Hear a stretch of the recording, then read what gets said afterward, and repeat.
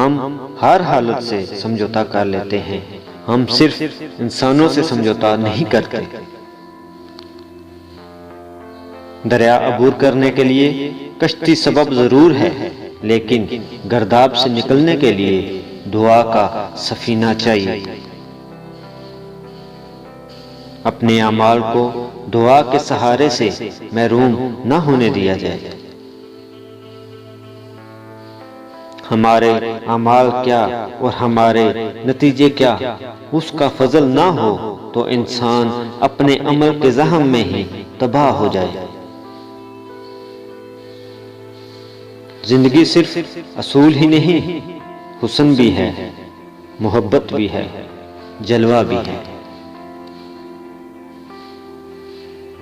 हादसा सबब को नतीजे से महरूम करने वाले वाक़े का नाम है, और जिंदगी हादसात की जद में रहती है।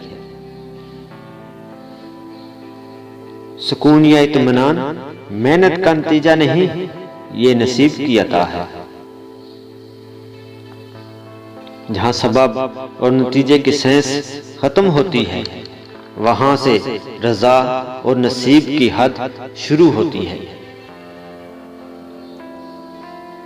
असबाब और नताइज का खेल रजा और कज़ा की जद में रहता है।